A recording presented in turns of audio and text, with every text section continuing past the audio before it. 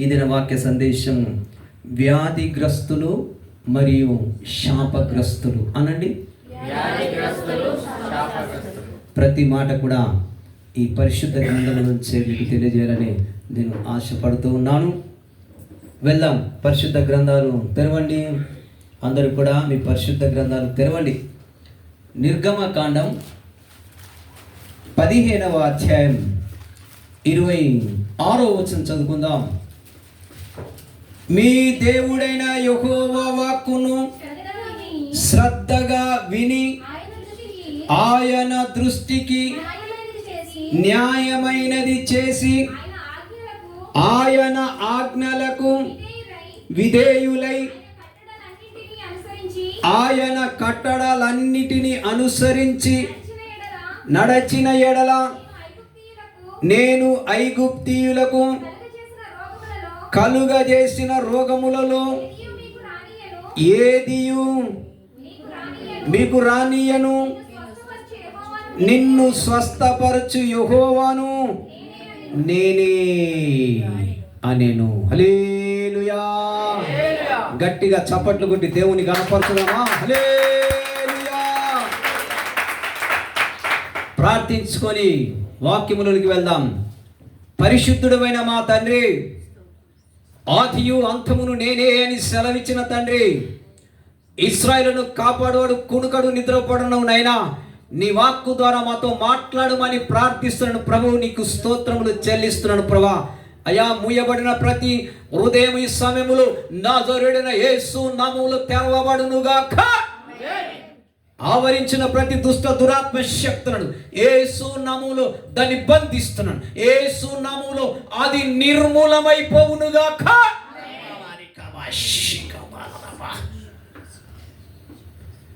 నీ పరిశుద్ధాత్మాగ్ని అభిషేకపు మాటలు దయచేయమని యేసు నామమున అడిగి వేడుకొనుచు ఈ ప్రార్థన మీకు సమర్పిస్తున్నాను పరమ తండ్రి. ఆమేన్, ఆమేన్. హల్లెలూయా, హల్లెలూయా, హల్లెలూయా. దేవుని వాక్యం సెలవిస్తుంది. మోషే రాసినటువంటి ధర్మశాస్త్రం దేవుడైన యెహోవా ఇజ్రాయేలు ప్రజలను విడిపించుకొని కనాను ప్రాంతానికి నడిపిస్తున్నప్పుడు మోషేకు ఒక ధర్మశాస్త్రాన్ని అప్పగించాడు. మొదటిగా ఆయన అంటున్నటువంటి మాట ఏంటంటే, మీ దేవుడైన యెహోవా వాక్కును శ్రద్ధగా వినుడి, శ్రద్ధగా వినుడి. నా మాట గనక మీరు శ్రద్ధగా వినినట్టయితే, ఆ ఐగుప్తు దేశంలో ఉన్నప్పుడు మీరు చూశారు, ఎన్నో పలు విధములైన రోగముల చేత వారు పీడింపబడ్డరు. కాబట్టి ఆ రోగములు మీ మీదికి రాకూడదు అని చెప్పేసి అంటే, నేను చెప్పే మాటను మీరు శ్రద్ధగా వినుడి. వింటే మీరు బ్రతుకుదురు. దేవుడిచ్చిన 10 ఆజ్ఞలు, దేవుడిచ్చిన కట్టడాలు, న్యాయమైనది మీరు చేయండి. అది చేయాలి. 3 కార్యక్రమాలంటే, మొదటిగా నా మాట మీలో నిలబడినప్పుడే. నా మాట మీలో నిలబడాలి అంటే మొదట నా మాట మీరు వినుడి. హల్లెలూయా. నా మాట వినిన ఎడలనే వ్యాధిగ్రస్తులు మీలో కనపడరు. ఒకవేళ నా మాట గనక మీరు పెడచెవిన పెట్టినట్టయితే, నా మాటకు మీరు లోబడనట్టయితే, మోషే ఐగుప్తీయులకు కలగజేసిన రోగములు ఉన్నాయి. నా మాట వినిన ఎడల ఆ రోగములు మీ మీదికి రానివ్వను. ఒకవేళ ఆ మాట గనక వినని ఎడల ఆ క్షయ వ్యాధులనే రోగములన్నీ కూడా మీ మీదికి వస్తాయి. కాబట్టి ఈ దినం వాక్యం వినబోతున్న ప్రియ సహోదరుడా, నా సహోదరి, వ్యాధిగ్రస్తులు ఎందుకు అవుతారో కొన్ని మాటలు ఈ పరిశుద్ధ గ్రంథము నుంచి మనం తెలుసుకుందాం. దేవునికి మహిమ కలుగునుగాక. హల్లెలూయా. ద్వితీయోపదేశకాండం 7వ అధ్యాయం, ద్వితీయోపదేశకాండం 7వ అధ్యాయం 15వ వచనం చదువుకుందాం. అండర్లైన్ చేసుకోండి. యెహోవా నీ యొద్ద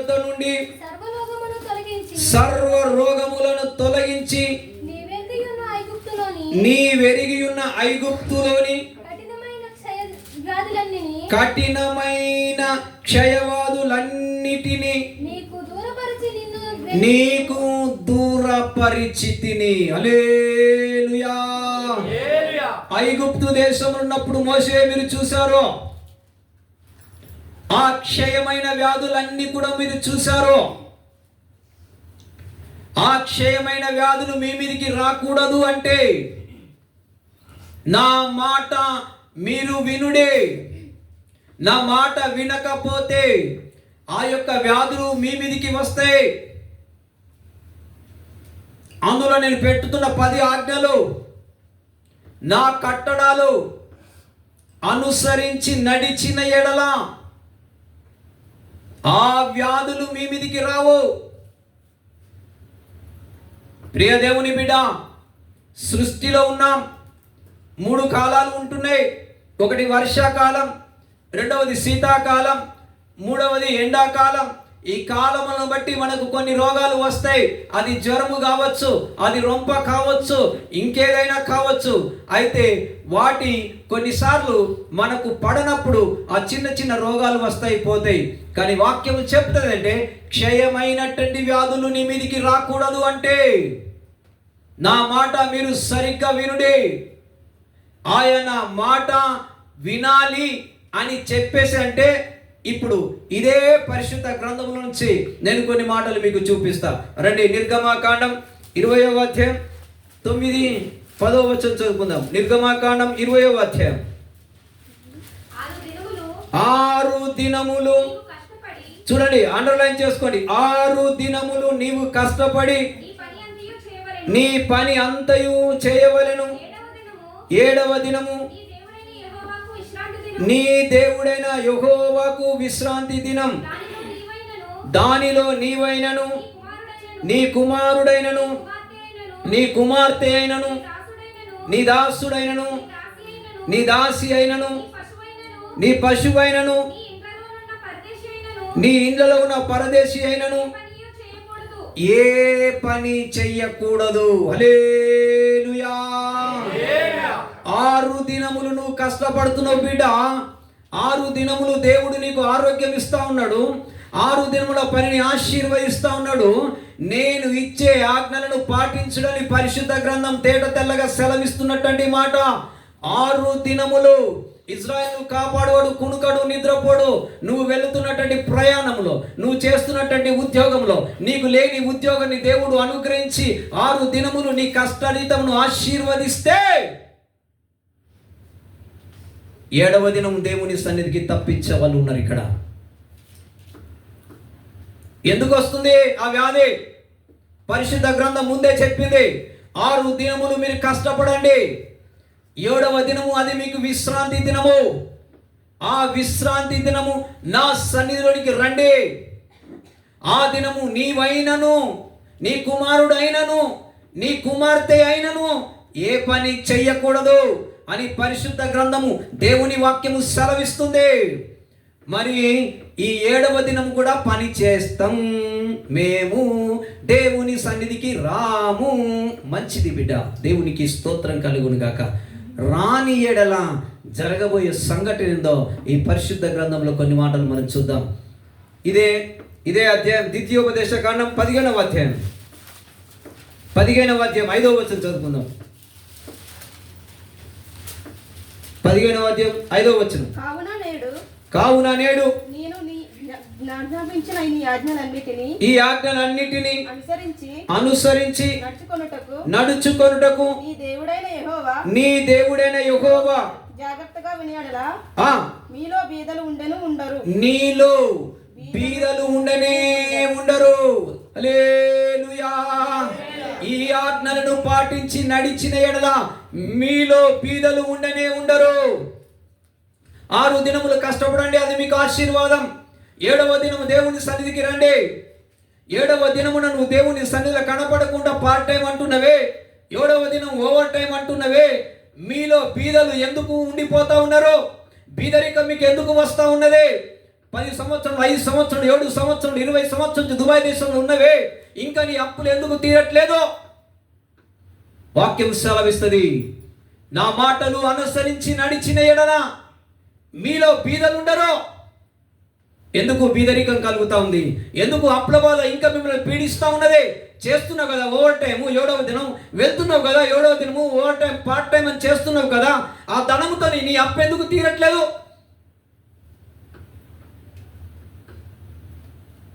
ప్రియ దేవుని బిడ్డ, మీలో బీదలు ఉండనే ఉండరు. 6 దినములే నువ్వు చెయ్యి, 6 దినములే ఆశీర్వాదం. 7వ దినం దేవుని దినముడు కూడా దొంగిలిస్తావు.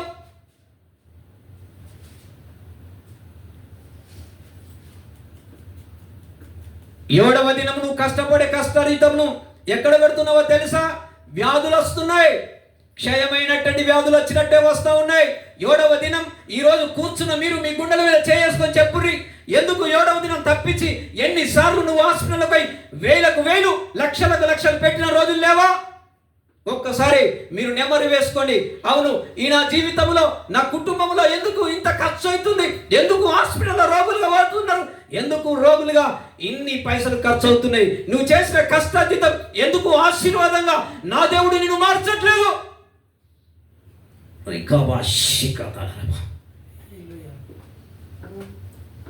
మోషే, నా మాట వింటలేరు.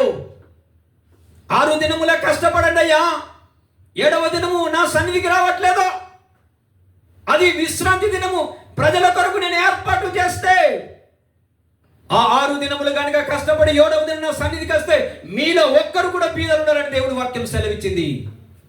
మీలో ఒక్కడు కూడా క్షయమైనటువంటి వ్యాధి మీదికి రాదని వాక్యం సెలవిస్తుంది. ఎందుకు వస్తున్నాయి రోగాలు? ఎందుకు ఈ అప్పుల బాధ మరలా? కారణం ఏంటో తెలుసా? 7వ దినమును కూడా నువ్వు దొంగిలిస్తా ఉన్నావు. ప్రియ సంగమా, నా దేవుడు అన్యాయస్తుడు కాదు, మాట తప్పని దేవుడు. నువ్వు మాట తప్పుతా ఉన్నావు. 52 వారాలు, సంవత్సరానికి 52 వారాల్లో ఎన్ని వారాలు డుమ్మ కొడుతున్నావో నువ్వు అర్థం చేసుకో. నీకు ఇచ్చేది 50, నీకు ఇచ్చేది 100. హాస్పిటల్లో ఎంత పెడుతున్నావు ఒకసారి నువ్వు జ్ఞాపకం చేసుకో. ఎందుకు ఆరోగ్యంగా ఉండలేవు? ఎందుకు ఆశీర్వాదం పొందుకోవట్లేదు? నీవైనను, నీ కుమారుడైనను, నీ కుమార్తె అయినను ఆ 7వ దినమున ఏ పని చెయ్యకూడదు. హల్లెలూయా, హల్లెలూయా. రండి, నిర్గమకాండం 20వ అధ్యాయం 11వ వచనం. నిర్గమకాండం 20వ అధ్యాయం 11వ వచనం చదువుకుందాం. 6 దినములలో యెహోవా ఆకాశమును భూమియు వాటిలోని సమస్తమును సృజించి 7వ దినమున అండర్లైన్ చేసుకోండి. 7వ దినమున విశ్రమించెను. అందుచేత యెహోవా విశ్రాంతి దినమును ఆశీర్వదించి దాన్ని పరిశుద్ధపరిచిన దినం. బిడ్డ, ఆ దినము నువ్వు పరిశుద్ధపరచబడాలంటే ఆ దినము 7వ దినము దేవుని సన్నిధికి రా, నువ్వు ఆశీర్వించబడతావు. ఆ దినము ఆశీర్వదించబడిన దినం, పరిశుద్ధపరచబడిన దినం. ఆయననే 7వ దినం ఏ పని చేయక ఊరుకుంటే ఈరోజు క్రైస్తవ భక్తులు ఉన్నారు. 7వ దినమున మేము పోతాం పని చేస్తాను, 7వ దినమున నేను కూడా పని చేస్తా. నువ్వు దేవుని కంటే గొప్పనివి కాదు, దేవుని కంటే గొప్పదాని కాదు బిడ్డ. వాక్యం సెలవిస్తుంది, 6 దినముల మీరు కష్టపడండి. మీరు ఇంకా 8వ దినం ఉంటే కూడా 8వ దినంకు పనికోదురు. అది నీ చేతిలో ఉండదు బిడ్డ. 7వ దినం చేసే పని దేనికో ఒక్కదానికి తప్పకుండా పెడతావు. రోగానికి పెడతావు, ఎవరికో ఇస్తావో డబ్బులు రావు, సమస్యలు. ఎందుకు? బలహీనత కలుగుతా ఉన్నది. దేవుడు అన్యాయస్తుడా? 6 దినములే ఈ రోజు నుంచి మీరు నిర్ణయించుకొని బెత్లెహేం మినిస్ట్రీ సంఘంలో ప్రియ దేవుని బిడ్డ 6 దినములు మీరు కష్టపడండి.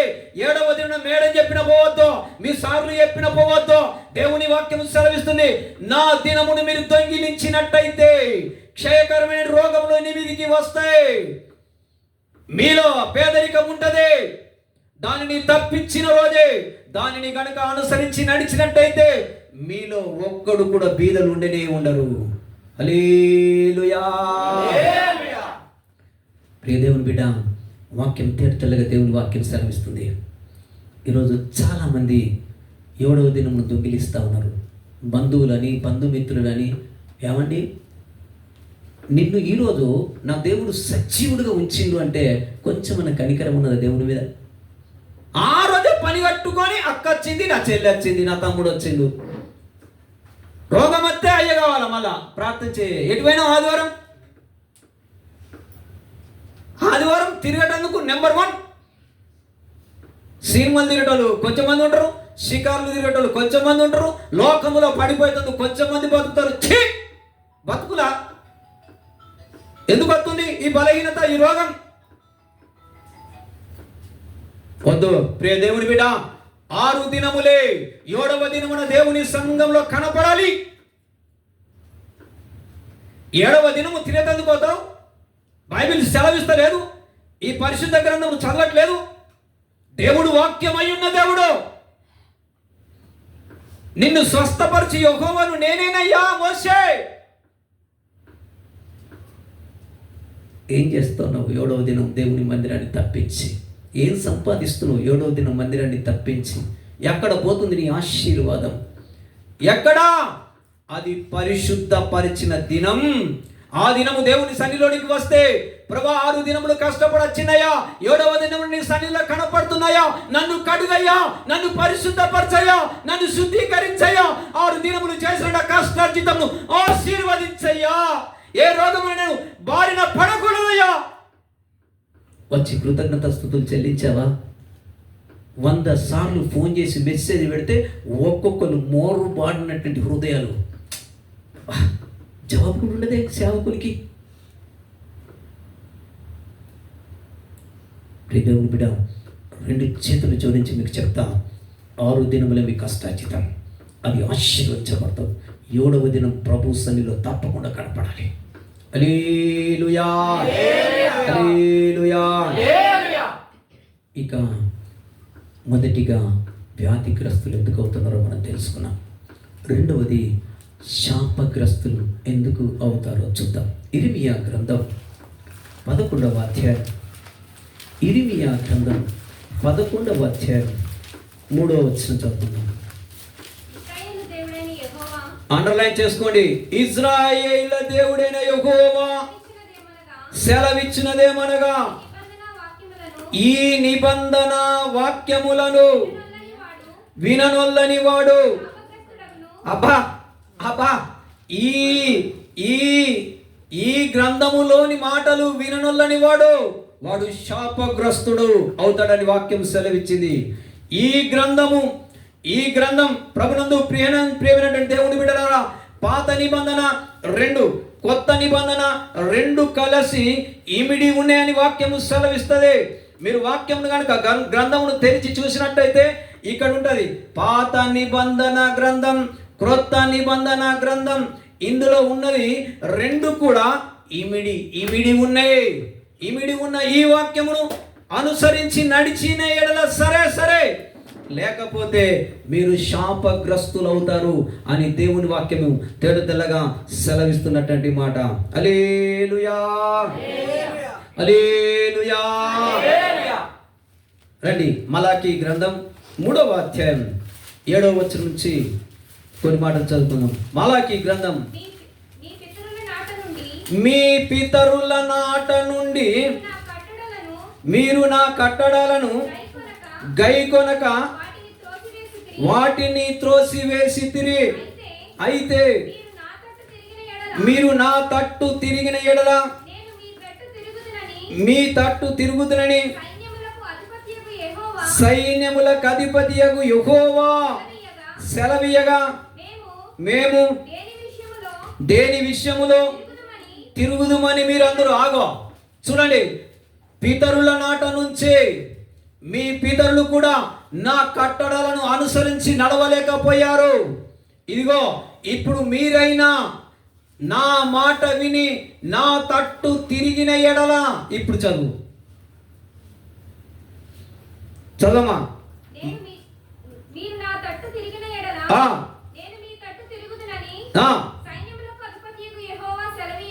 చూడండి, ఇప్పుడైనా మీరు నా తట్టు తిరిగిన ఎడల నేను మీ తట్టు తిరుగుతానని దేవుని వాక్యం సెలవిచ్చింది.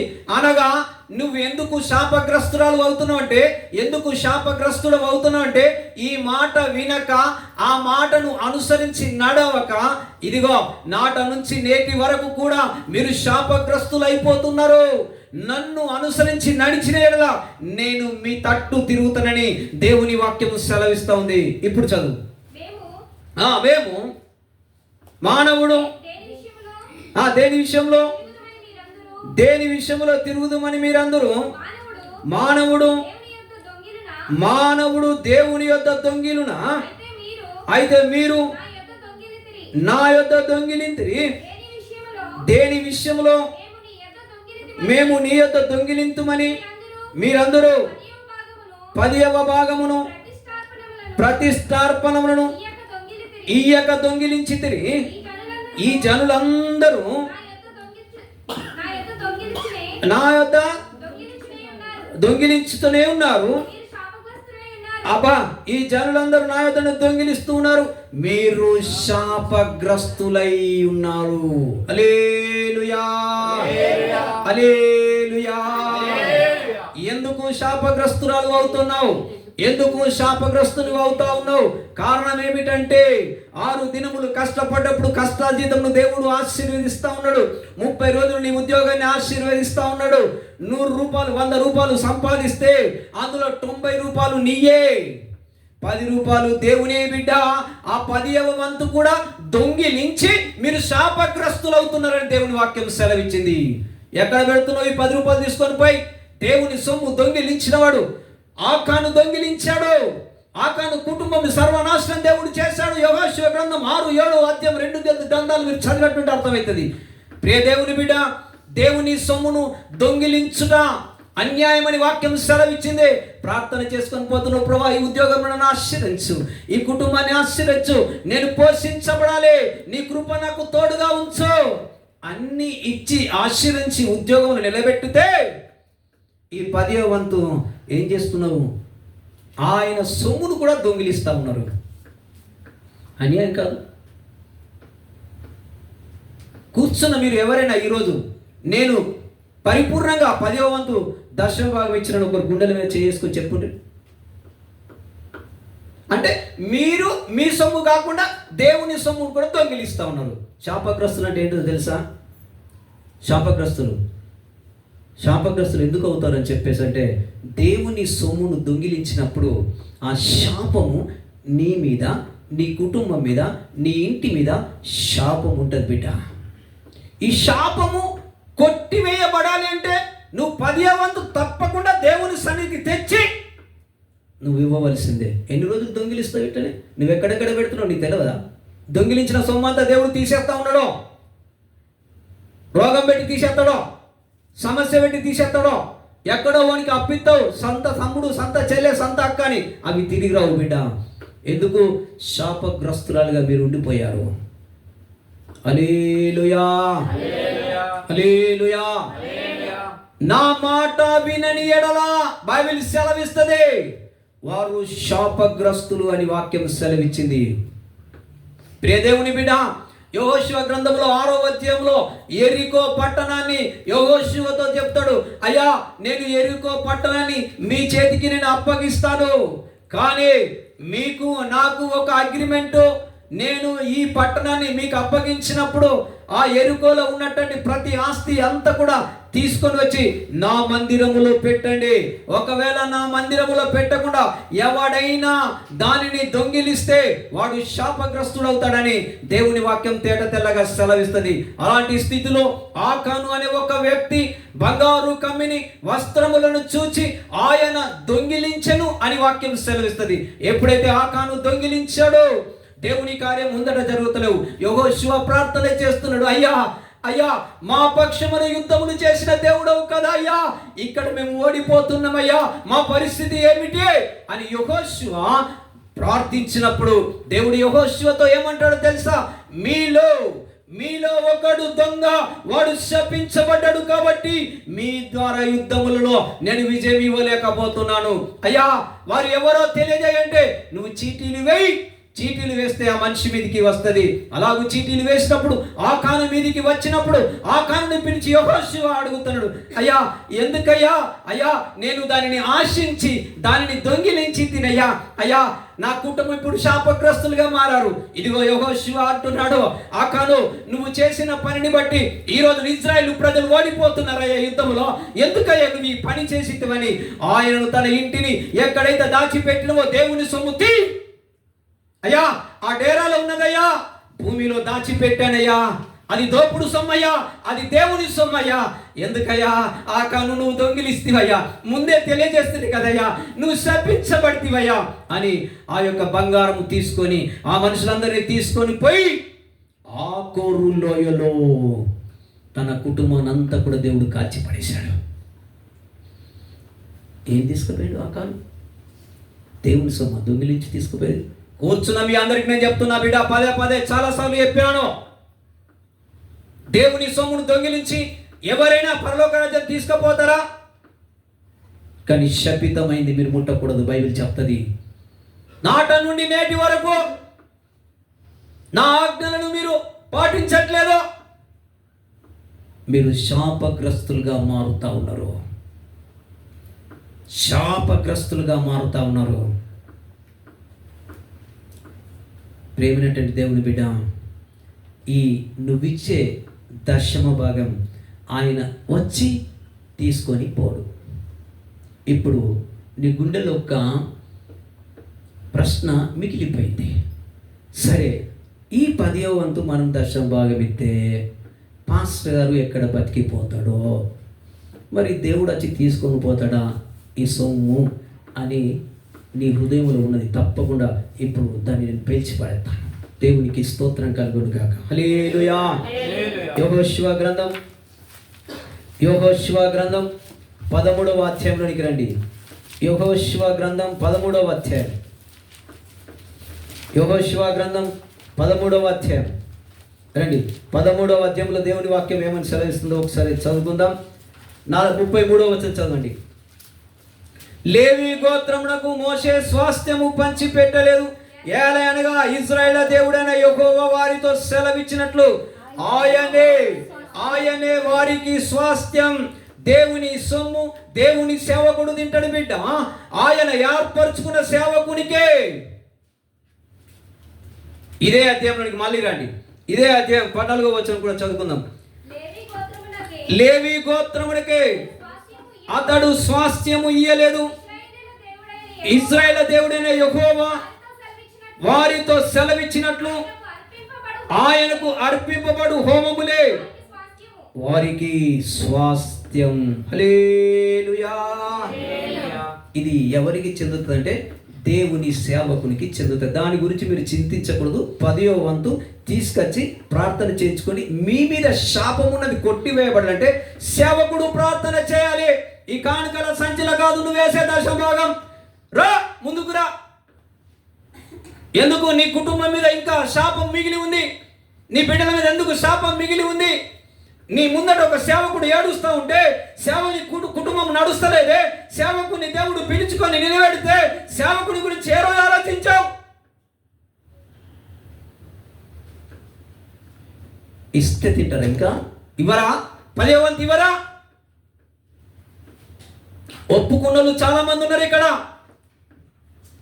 అంతా కూడా 2 నెలలు ఇచ్చిన ఉన్నారు, 3 నెలలు ఇచ్చిన ఉన్నారు. మిగతాది గయా. ఈ దొంగ సొమ్ముతో ఏం సంపాదిస్తావు బిడ్డ? అన్ని తీస్తాడు బిడ్డ. ఒక్క రూపాయి లేకుండా ఒక్కడికి 100తో ఖర్చు పెట్టిస్తాడు. ఈ సేవకుడిగానే మాట్లాడుతున్నా, వాక్యము దేవుడై ఉన్న దేవుడు మాట్లాడుతున్నాడు. ఎందుకయ్యా మీరు శాపగ్రస్తులు అవుతున్నారు? ఎందుకయ్యా మీరు వ్యాధిగ్రస్తులు అవుతున్నారు? దేవుని సన్నిధిని తప్పించడంలో వ్యాధిగ్రస్తులట, దేవుని సన్నిధిని తప్పించడంలో వారు శపించబడతా ఉన్నారు. ఇవ్వాల్సింది కానీ దేవుని దగ్గరికి వస్తావు, ఇది కావాలా, నాకు అది కావాలి, ఇది అది. నీ సొమ్ము నుంచి 1 రూపాయి బిడ్డ. నీ 90 రూపాయలు నీదే. 100కి 90 రూపాయలు నీదే. 1 రూపాయి ఇవ్వద్దు, 1 రూపాయి ఎవరు ఇవ్వద్దు. ఆ 10వ వంతు తీసుకొచ్చి పెట్టండి.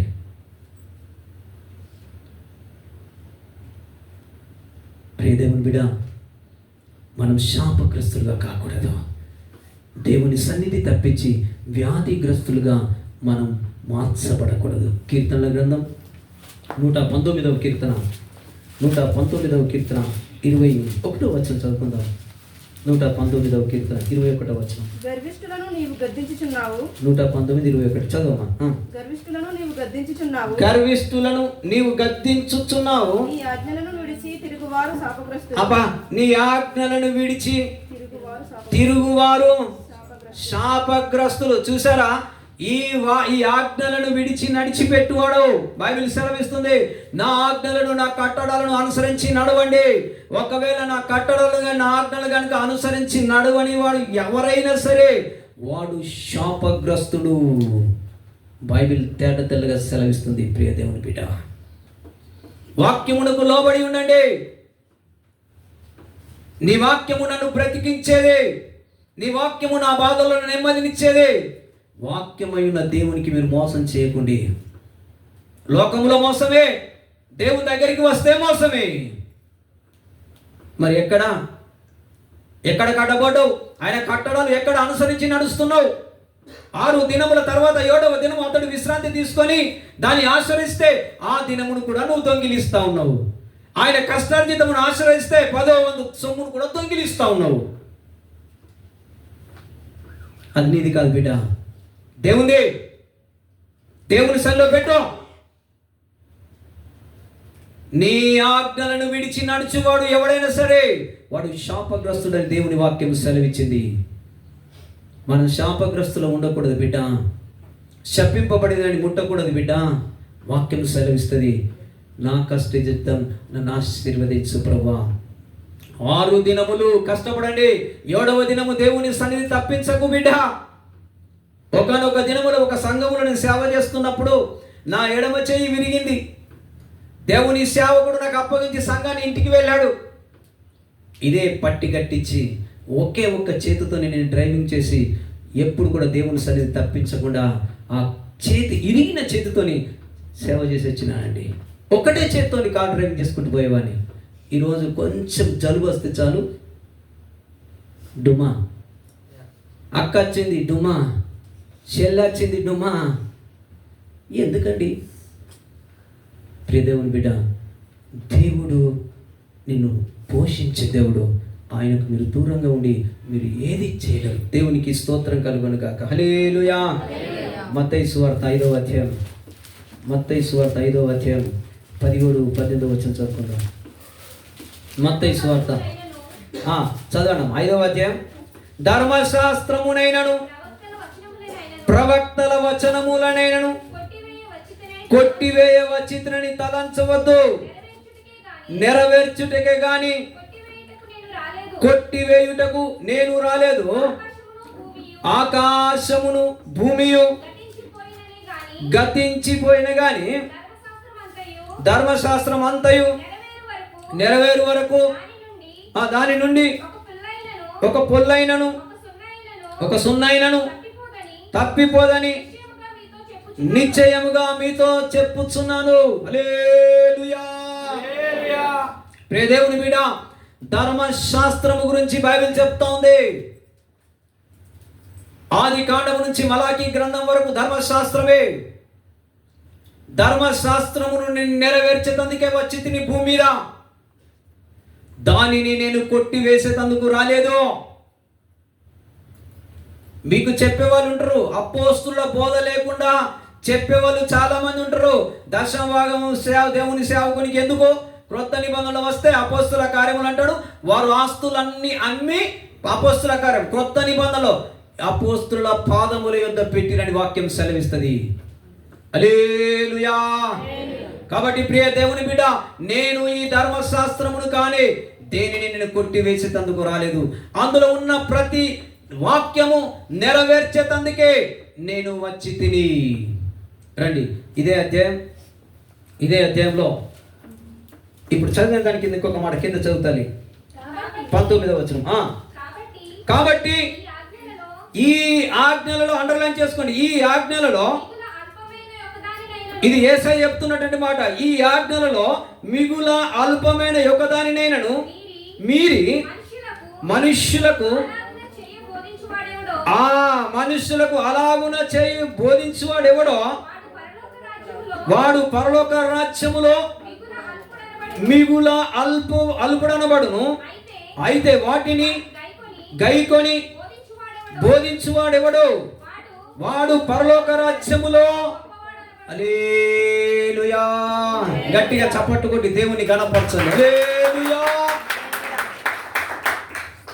ఇది అపోస్తుల బోధ ఎట్లా ఉంటుందంటే, దీంట్లో ఉన్నది ఉన్నట్టు నీకు తెలియపరుస్తేనే వాడు పరలోక రాజ్యంలో ఉంటాడని దేవుడి వాక్యం సెలవిచ్చింది. ఇక ఆ అయ్య మీకు అట్లా చెప్తాడు, ఈ అయ్య మీకు ఇట్లా చెప్పేటోడు ఉండని చెప్పేటోడు లోకంలో బాగుంటాడు. అయితే వాడు పరలోక రాజ్యంలో ఉండడని వాక్యం సెలవిచ్చింది. వాక్యములో ఉన్నది బోధించు. వాక్యం సత్యం. వారిని నేను సత్యమందు ప్రతిష్ఠ చేసి తినే. ప్రభువైన యేసుక్రీస్తు వారు చెప్పిన మాట నేను బోధిస్తున్నాను. ఆయన అన్న మాటనే. ఈ ప్రవచన వాక్యమును ఎవడైతే గైకొనుడో పరలోక రాజ్యంలో వాడు అల్పుడో. ఎవడైతే గైకొని వాక్యమును బోధిస్తాడో వాడు పరలోక రాజ్యంలో ఉండునని వాక్యం సెలవిచ్చింది. ప్రియ దేవుని బిడ్డ, ఎప్పుడు కూడా నేను ఉన్నది ఉన్నట్టే మీకు వాక్యం బోధించుకుంటూ వచ్చాను. ప్రతిది కూడా లేఖనములు చూయించుకుంటూ నేను చెప్పుకుంటూ వచ్చాను. ఇది క్రొత్త నిబంధనలో నా యేసు ప్రభుల వారు చెప్పినటువంటి మాట. హల్లెలూయా! రండి, నిర్గమకాండం 3వ అధ్యాయం 5వ వచనం చదువుకుందాం. నిర్గమకాండం 3వ అధ్యాయం 5వ వచనం. అందుకాయన, చూడండి, అందుకాయన దగ్గరకు రావద్దు, నీ పాదముల నుండి నీ చెప్పులు విడుము. ఇదిగో చూడండి, ఇప్పుడు ఒక మాట సత్యం మీరు తెలియజేస్తున్నారు. ఏదయ్యా అపోస్తుల బోధ అంటే ఈరోజు ఈ మాటను మీరు అండర్లైన్ చేసుకోండి. దేవుడైన యెహోవా సాక్షాత్తు దిగి వచ్చినప్పుడు మోసేతో అంటాడు, అయ్యా నీ చెప్పులు విడిచిరా. చెప్పులు పాపములకు సాదృశ్యం. ఇదిగో నేనున్న ఈ స్థలం పరిశుద్ధ స్థలం, కాబట్టి నీ చెప్పులు విడిచి నా యొద్దకు రా.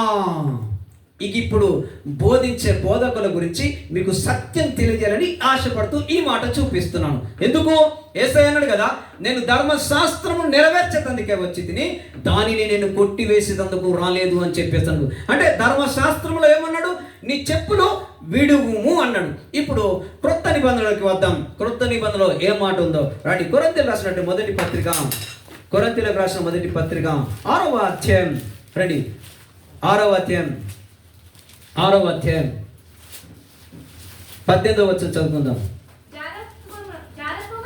6వ అధ్యాయం కొరింథీయులకు రాసిన మొదటి పత్రిక 6వ అధ్యాయం 2వ అధ్యాయం తీయమ్మా. కొరింథీయులకు రాసిన 2వ పత్రికలకు రండి. 2వ పత్రిక 6వ అధ్యాయం తీయండి. 6వ అధ్యాయం 18వ వచనం చదవాలి. మనము జీవము గల దేవుని ఆలయమై ఉన్నాము. చూడండి, మనమట జీవము గల దేవుని ఆలయమై ఉన్నాము. అందుకు దేవుడు ఇలాగూ సెలవిచ్చుచున్నాడు, నేను వారిలో నివసించి సంచరింతును. నేను వారి దేవుడనయుందును, వారు నా ప్రజలయుందురు. కావున మీరు వారి మధ్య నుండి బయలువెడలి ప్రత్యేకముగా ఉండుడి. హల్లెలూయా! నేను సజీవుడైన దేవుడనై ఉన్నాను. ఈరోజు చాలా మంది దైవ సేవకులు ఏమంటున్నారంటే షూలు కానీ చెప్పులు కానీ వేసుకొని స్టేజ్ మీద ఎక్కుతా ఉన్నారు. వాక్యము సెలవిస్తుంది, ఈయన ప్రార్థన చేస్తాడు సేవకుడు, అయ్యా నీ పరిశుద్ధాత్మ ఈ స్థలములోనికి దిగి వచ్చును గాక. ఆయన రావాలంటే నీ చెప్పులు విడరా బాబు. వాక్యం సెలవిచ్చింది కదా, నేను ధర్మశాస్త్రం నెరవేర్చేందుకు వచ్చినాను, కానీ నేను దాన్ని కొట్టివేసేందుకు రాలేదో. ఈ పనికి మాలోడు షూలు విడాడు. బైబిల్ చెప్తుంది, బైబిల్ ఉన్నదో చెప్తున్నా, నేను లేనిది చెప్పట్లేదో. ఎందుకు అంటే ఇప్పుడు ఈ మాట తీసుకొని చూపిస్తాడు, అయ్యా నీ చెప్పులు ఎందుకు తీయవయ్యా, నీ షూలు ఎందుకు తీయవంటే వాక్యం సెలవిచ్చింది కదా. దేవుని ఏమన్నాడు 18వ వచనంలో, మనము జీవగల దేవుని ఆలయమై ఉన్నాము. వాస్తవమే, మనం జీవగల దేవుని ఆలయం ఉన్నాం. ఆలయమైనటువంటి మనము ఉద్యోగం పోతే షూలు వేసుకోవద్దా ఏమండి, బయటకు వెళ్ళిపోతే షూలు వేసుకోవద్దా అని చెప్పేవాళ్ళు చాలా మంది ఉంటారు. ఆయన నీతోనే ఉంటాడని వాక్యం సెలవిచ్చింది. కానీ ఒక స్థలం ఉన్నదే, మోసే అంటుండే కదా, నీ చెప్పులు విడిచిరా. ఇది పరిశుద్ధమైన స్థలం. ఈ పరిశుద్ధ స్థలంలో కూడా నిన్ను షూ వేసుకోమన్నాడు. ఈ పరిశుద్ధ స్థలంలో నిన్ను చెప్పులు వేసుకొని తిరుగుమని చెప్పేసి అంటే వాక్యం సెలవిస్తుంది. ఆయన సజీవుడైన దేవుడే. నువ్వు దేవాలయమై ఉన్నావు, నీలో ఆయన నివాసము చేస్తా ఉన్నాడు. మరి నీ ఇంట్లో బెడ్ మీదకి ఎందుకు షూలు వేసుకొని చెప్పులు వేసుకొని?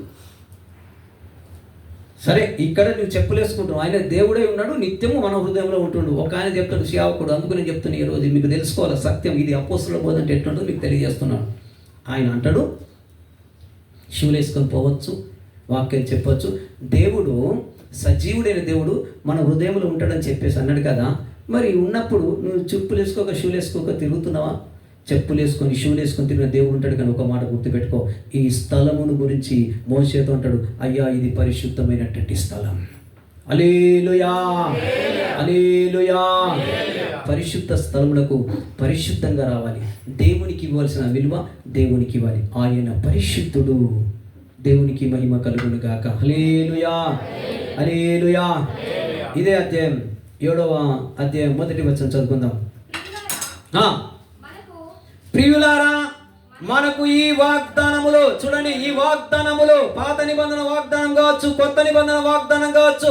ప్రియులారా, ఈ రెండిట్లో ఉన్నటువంటి వాగ్దానములు చదువు. మనకు ఈ వాగ్దానములు ఉన్నవి గనుక దేవుని భయముతో పరిశుద్ధతను సంపూర్తి చేసుకొనుచు శరీరమునకును ఆత్మకు కలిగిన సమస్త కల్మషము నుండి మనలను పవిత్రులుగా చేసుకోవాలి. హల్లెలూయా. శరీరముకు ఆత్మకు కలిగిన కల్మషమును పవిత్రపరచుకోవాలి. ప్రియులారా, ఒక సంగతి మీరు మర్చిపోకండి. దేవుని వాక్యం సెలవిస్తుంది, ఈ వాగ్దానములు, పాత నిబంధన వాగ్దానము, క్రొత్త నిబంధన ఉన్నటువంటి వాగ్దానము నెరవేర్చబడాలి. వాటిని నిన్ను కొట్టివేసినందుకు రాలేదు. ఈ స్థలము పరిశుద్ధమైనటువంటి స్థలం. నువ్వు ప్రార్థన చేస్తావు కదా, ప్రభువా ఈ పరిశుద్ధ స్థలం మీదకి నువ్వు దిగిరా. ఆయన ఎక్కడ నివాసం చేస్తాడు? పరిశుద్ధమైన స్థలములో ఆయన నివాసము చేస్తాడని దేవుని వాక్యం సెలవిచ్చింది. చెప్పులు పాపమునకు సాదృశ్యం. ఇది అపోస్తలుల బోధ. ప్రియమైనటువంటి దేవుని బిడ్డలారా, దేవుని వాక్యం సత్యం. ఈరోజు కొంచెం మంది ఏం చేస్తున్నారంటే ఈ వాక్యమును వారికి అనుకూలంగా చేసుకుంటున్నారు. అయితే పరలోకంలో వారు అలుపులే. ఎవడైతే ఈ వాక్యమును గైకొని సత్యం చెప్తాడో వారికి పరలోక రాజ్యములో చోటు ఉన్నదని దేవుని వాక్యం సెలవిచ్చింది. హల్లెలూయా. 2 మాటలు చెప్పి నేను ముగిస్తాం. సామెతల గ్రంథం 1వ అధ్యాయంలోకి వద్దాం. సామెతల గ్రంథం 1వ అధ్యాయం తెరవండి. 25 నుంచి 28వ వచనం వరకు చదువుకున్నాం. చూడండి, నేను చెప్పిన బోధ ఏది మీరు వినక త్రోసివేసితిరి. అబ్బా చూడు, నేను గద్దింపగా లోబడకపోతున్నారు. ఈరోజు గద్దింపు, ప్రియ దేవుని బిడ్డ, దేవుని సన్నిధిలో ఆయన గద్దింపు ఉండాలి. ఆయన గద్దింపుకు లోబడకపోతే అని వాక్యము సెలవిచ్చింది. ఈరోజు చాలా మంది అయ్య గద్దిస్తా ఉన్నాడు. అయ్య గద్దిస్తే నీకు మండుతుంది బిడ్డ. ఎప్పుడైతే గద్దిస్తామో ఈ మంటకు ఓర్చుకోలేక ఎక్కడ చన్నీళ్లు ఉన్నాయో అక్కడికి వెతుకుతున్నావు. అయితే బైబిల్ వాక్యం సెలవిస్తుంది, నేను మాటలాడగా నా మాటకు మీరు, నా గద్దింపుకు మీరు లోబడకపోతే చదువు. కాబట్టి మీకు అపాయము కలుగునప్పుడు, చూసావా నా గద్దింపు. దేవుని సేవకుడు మాట్లాడతాడు. ఆయన గద్దింపు చెప్పినప్పుడు నువ్వు లోబడకపోతే నీకు అపాయము కలిగినప్పుడు, వెరీ గుడ్ బిడ్డ, చాలా బాగా జరిగింది, నా మాట వినలేవు కదా, నా మాటను త్రోసివేసింది కదా, నా సేవకుతో నీతో మాట్లాడితే కదా, ఎందుకు గద్దింపుకు నువ్వు లోబడకపోతే ఇప్పుడు నీకు సమస్య వచ్చింది కదా, అయితే నేను నవ్వెదను.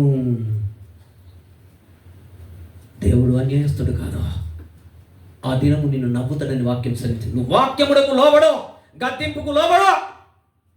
అయ్య గద్దిస్తే ఇంకొక సంఘం పరిగెత్తుడే. ఇప్పుడు చదువు.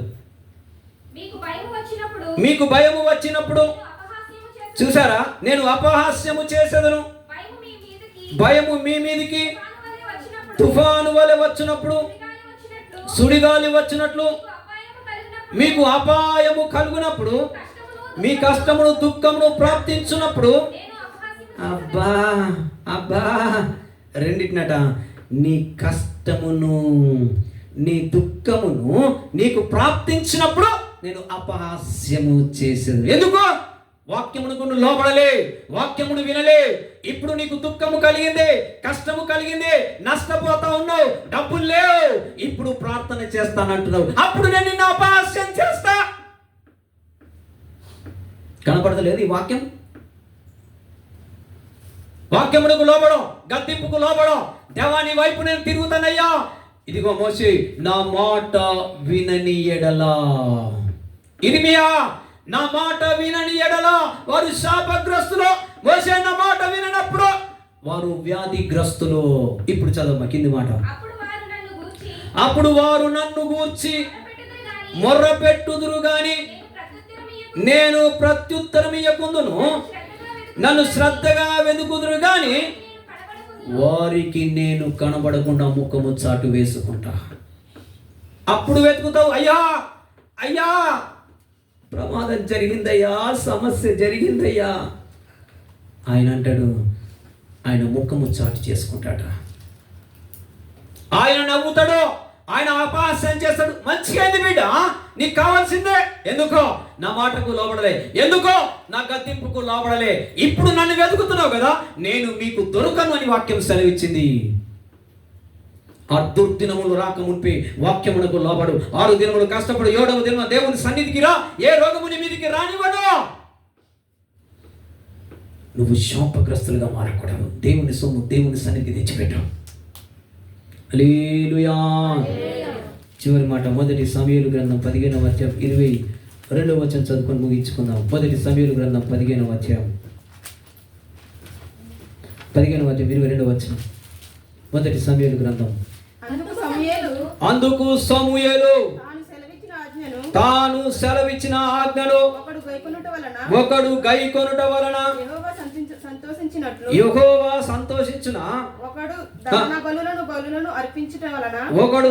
బలులను అర్పించుట వలన ఆయన సంతోషించున. ఆలోచించుము, బలులు అర్పించుట కంటే ఆజ్ఞను గైకొనుటయు పొట్టేళ్ల క్రొవ్వు అర్పించుట కంటే మాట వినుట శ్రేష్టం. కొట్టు, గట్టి కొట్టు, చప్పట్లు కొట్టు గట్టిగా. మాట వినుట శ్రేష్టం బిడ్డ. దేవుని మాటకు లోబడవు, ఆయన మాట గద్దింపుకు లోబడవు. దేనికి నువ్వు లోబడతావు? ఇదేనా ప్రియ దేవుని బిడ్డ? వాక్యము సత్యం. ఎవడైతే నా మాట గైకొని వణుకునో, ఎవడైతే నా మాట శ్రద్ధగా నిలిచినో, ఎవడైతే నా గద్దింపుకు లోబడి ఉంటాడో, ఎవడైతే నా వాక్యమును అనుసరించి నడుస్తాడో, వారి మీదకి క్షయమైన వ్యాధులు నేను రానియను. ఎవడైతే నా సొమ్ము దొంగిలించాడో వాడు శాపగ్రస్తుడు. దొంగిలించిన వాడు శాపగ్రస్తుడు. దొంగిలించిన వాడు పరలోక రాజ్యంలో ఒక మెట్టు నీకుంటుంది బిడ్డ. దేవుని సొమ్మును మీరు దొంగిలించుకొని దేవుని సేవకుని నిలబెట్టుకొని, నా దేవుడు ఈ నీతో సూటిగా మాట్లాడుతూ ఉన్నాడు. దేనికి నువ్వు ఉంటావు? వ్యాధిగ్రస్తులుగా అలాగే ఉండిపోతావా? శాపగ్రస్తులుగా అలాగే మారి చెప్తావా? ఆ శాపగ్రస్తం నుంచి బయటికి రా. దేవుని సొమ్ము నీది కాదు, ఆ సొమ్ము నీ ఇంట్లో ఉండకూడదు. దేవుని సొమ్ము దేవుందే బిడ్డ. 6 దినములు కష్టపడితే అతను ఆశ్రయిస్తూ ఉన్నాడు. కష్టచితంలోని సొమ్మేది. ఈరోజైనా ఎవరిని కూడా నా మనసులో పెట్టుకుని నేను చెప్పట్లేదు, కానీ వాక్యం సెలవిచ్చింది. వాక్యం సెలవిచ్చింది. ఆ రోజు నా మీద చూసుకోకు, ఆ రోజు అపహాస్యం చేసినట్టు చూసుకోకు. ఆ రోజు నువ్వు వెతికిన దొరకడు, ఆ రోజు ఉపవాస ప్రార్థన చేసిన దొరకడు, ఆ రోజు కన్నీళ్లు ప్రార్థన చేసిన దొరకడు. ఈరోజు వాక్యం నీతోనే మాట్లాడింది. ప్రభా, ఈ రోజు నుంచైనా ఒక వ్యాధికి నా మీదకి రాకూడదయ్యా. వాక్యం సెలవిచ్చింది. 6 దినములు అయ్యా గడిచి 7వ దినం సన్నిధికి వస్తానయ్యా. అయ్యా శాపగ్రస్తులు మా ఇంటి మీదకి రాకూడదు. శాపం నా కుటుంబం మీదకి రాకూడదు, నా బిడ్డల మీదకి రాకూడదు, నా తల్లిదండ్రుల మీదకి రాకూడదు. నీ శాపమును కొట్టివేయాలంటే వారు నా సన్నిధిలోని సొమ్మును దొంగిలించి శాపగ్రస్తులు అవుతున్నారు. ఒప్పుకోలు చేసుకో. ఇక నేను ప్రార్థన చేయబోతాను. కొద్ది మాటలు దేవుడు దీవించి ఆశీర్వదించును గాక. ఒకే 1 నిమిషం ప్రార్థన చేసి పాటలకు అప్పగిస్తాను. కానుకలకు పోదాం. ఒకే 1 నిమిషం ప్రియ దేవుని బిడ్డ, ఒకే 1 నిమిషం ఒప్పుకోలు చేసుకో. నిలబడి మాట్లాడింది దేవుడే. నిలబడి మాట్లాడింది ఒక సేవకుడు అనుకుంటే కాదు, తప్ప. తండ్రి ఆత్మ మీలో నుంచి మాట్లాడాడు దేవుడు. గద్దింపుకు లోబడో, ఆయన వాక్యానికి లోబడో, ఆయన మాటను అనుసరించి నడువు. ఇంతవరకు ఎన్నో డబ్బులు వ్యాధులను తిరిగినావు కదా. ఈ సంవత్సరం కూడా ఎన్ని ఖర్చులు పెట్టొచ్చినావు 2020లో నీకు తెలుసు. ఎందుకు వచ్చింది వ్యాధి? బైబిల్ చెప్పింది 6 దినములు 7వ దినం నా సన్నిధిలో కనపడతలేవు. ఎందుకు శాపగ్రస్తులుగా మార్చబడతా ఉన్నారు? మీలో బీదలు ఉండరు. ఎందుకు ఈ బీదరికం? ఎప్పుడు చేయి చాపుడేనా? 1వ తారీఖు నుంచి 30వ తారీఖు వస్తుంది, జీతం వస్తుంది, మరలా 30వ తారీఖు చేత చాపుడే. ఎందుకో తెలుసా? నా సన్నిధిలో నువ్వు దొంగిలిస్తున్నావు, అందుకు నువ్వు శాపగ్రస్తుడివి.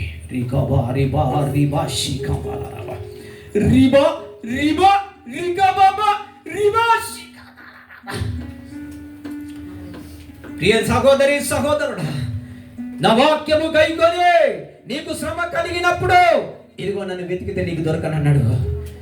నీకు శ్రమ కలిగినప్పుడు నేను నవ్వేదనన్నాడు. నీకు శ్రమ కలిగినప్పుడు నేను అపహాస్యం చేస్తానన్నాడు. కారణం నీ చేతుల్లో నుంచి పోగొట్టుకుంటున్నావు. ఈ దినమైన వాక్యంతో ప్రభువు దగ్గర సరి చేసుకో. దేవా, ఆ వ్యాధిగ్రస్తులం కాకూడదు, శాపగ్రస్తులం కాకూడదయ్యా. నువ్వు ఇచ్చిన సొమ్ములో నుంచి దశభాగం తొలగించాలయ్యా. ఈ రోజు నుంచైనా ప్రభు సన్నిధిలో ఒప్పుకో. ప్రభా, నెలసరి నా జీతం వచ్చింది, మొట్టమొదటి 10వ వంతు నీ సన్నిధికి తీసుకొచ్చిస్తానయ్యా. అది నీ సొమ్మయ్యా, నాది కాదయ్యా. నా మీదున్న శాపము కొట్టివేయి తండ్రి. ఒప్పుకో. నేను ప్రార్థన చేసబోతున్నాను. పరిశుద్ధమైన మా తండ్రి, నీ పరిశుద్ధమైన నామానికి స్తుతులు.